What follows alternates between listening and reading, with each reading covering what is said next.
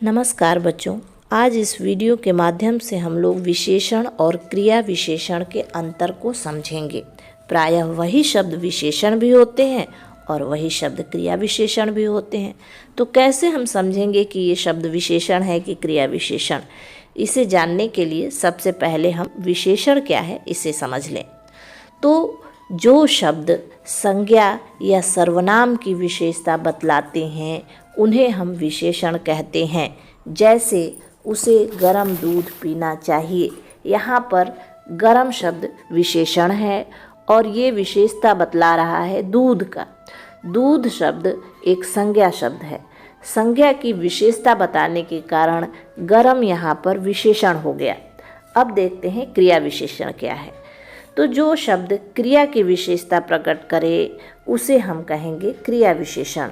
जैसे वह धीरे धीरे चलता है, चलना क्रिया है और इसकी विशेषता बताई जा रही है कि वो धीरे धीरे चल रहा है।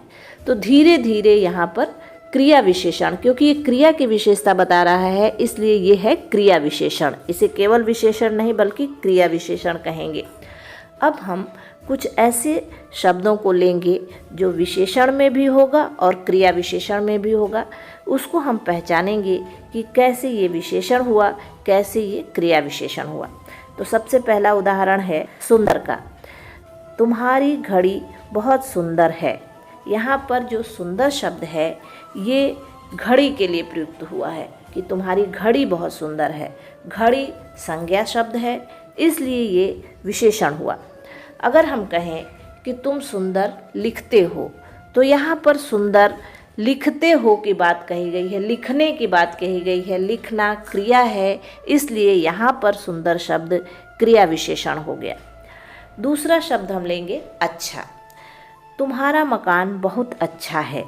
अच्छा शब्द का प्रयोग यहाँ पर मकान के लिए किया गया है।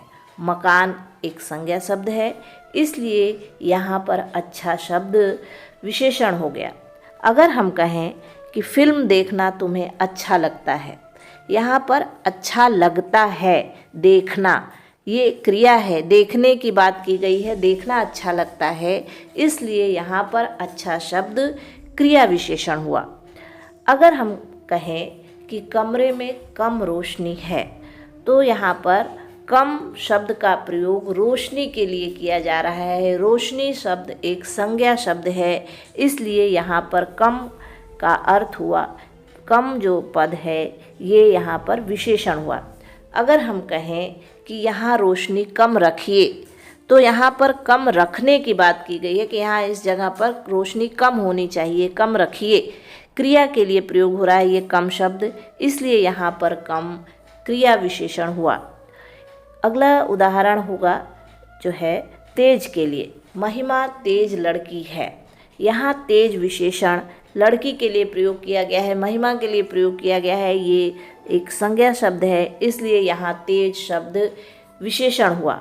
अगर हम कहें कि महिमा तेज दौड़ती है, तो यहाँ तेज महिमा के लिए नहीं बल्कि महिमा के दौड़ के लिए किया गया है। दौड़ती है, दौड़ना क्रिया है इसलिए यहाँ पर तेज शब्द क्रिया विशेषण हुआ। तो उम्मीद करती हूँ कि आप लोगों को विशेषण और क्रिया विशेषण में अंतर समझ में आ गया होगा। धन्यवाद।